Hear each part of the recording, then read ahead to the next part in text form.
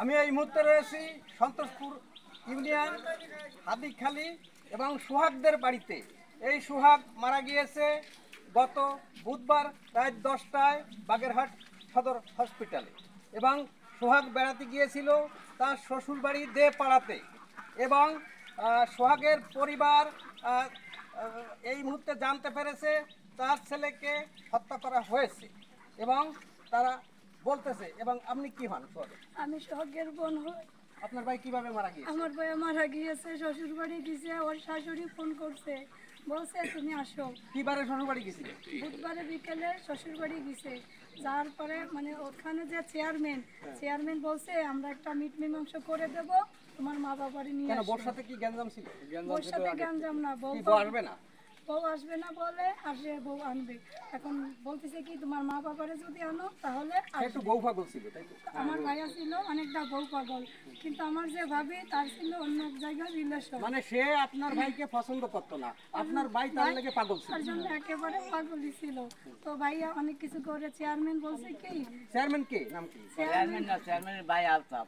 চেয়ারম্যানের ভাই হচ্ছে আলতাফ, যে আমার দেপাড়া তাদের বাসা। আপনার ভাবির নাম কি?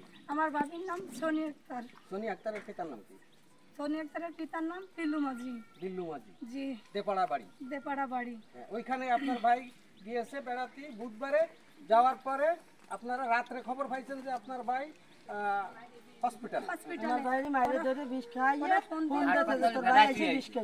ফোন দিয়ে বলতেছিল কি জানেন তোর ভাই বিষ খাইছে। এখন আমরা পরে ফোন দিয়েছি, দেওয়ার পরে ওরা আমার ভাইরে কে বলিছে ফোন দিয়েছে তোর ভাই বিষ খাইছে? আমার সেই সোনিয়ারা ভাবি ও ফোন দিয়েছে, এই তোর ভাই এখানে আসে বিষ খাইছে, ভাই নিয়ে যা বকাঝকা দিয়ে। আমরা বলছি বকাঝকা দিয়ে আমরা বলছি ভাবি আমার ভাই আর একটু হাসপাতালে নিয়ে যাও।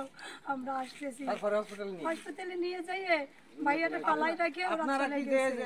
আপনার ভাইকে মৃত খাইছেন না জীবিত? আমার ভাইয়া সর্বপ্রথম পৌঁছায় গেছে আমার বড় আপুর বাসাও দেপাড়াতে।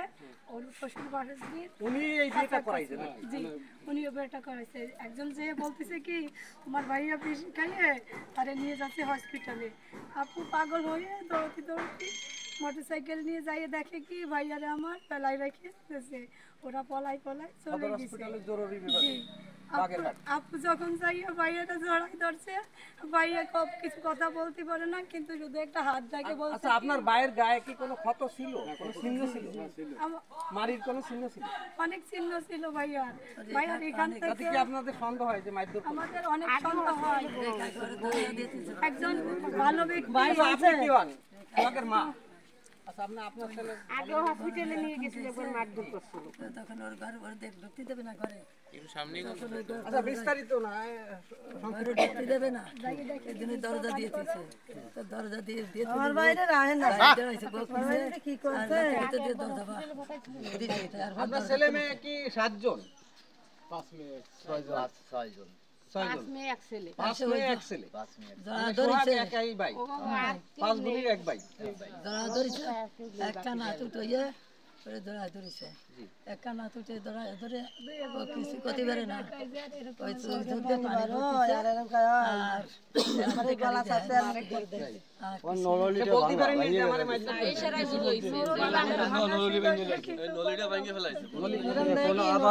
আপনিও কি সোহাগের বোন? জি, আমি সোহাগের। আপনি কোন বোন? আমি সেজে বোন। আপনিও যে একই অবস্থা দেখেছেন?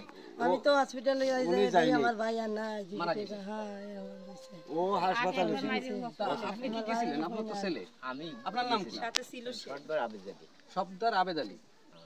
তা আপনার ছেলে যে এই ঘটনাটা ঘটিছে, আপনার কি মনে হয়? সন্দেহ হয়? মনে হয় আপনার বৌমা কি সন্দেহ হয় যে বৌমা মেরে ফেলেছে? এর গালে বিষ দিয়ে তাই মনে হয়? হ্যাঁ, সে মুখে সব জায়গায়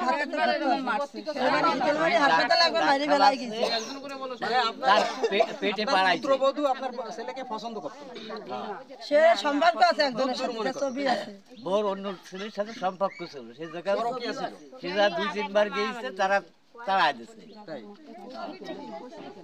বউ নেশা করতো, বউ নেশা করতো, বউ নেশা করতো। সিগারেট খায়, সিগারেট খায়। সিগারেট খায়, মদ, হিরোইন খায়, সব কিছু। আপনারা দেখে শুনে আনবেন না। এটা তো জানতো না কেউ। ছেলে গেছে জানি যাই কেউ এরকম এরকম সব অপকর্মের সাথে সে জড়িত। জানতো না, কেউ জানতো না এটা। জানি তো রান্নি কি বিয়ে দি বিয়ে হয়েছে কত আগে আপনার ছেলে? বিয়ে বেশি দিন হয়নি। কত বছর? 1 বছর হয়েছে। এক বছর এইভাবে সংসার এক মাসে সংসার করে নাই। এক বছর এইভাবে সংসার করে। 2024 সালে বিয়ে হয়েছে আর এই 25 সালে আপনার ছেলে মারা গেছে। সিএনএন বাংলা টিভি, সাথে আছি মল্লিক নাসির, শীতলমারি, বাগেরহাট। খোদা হাফেজ।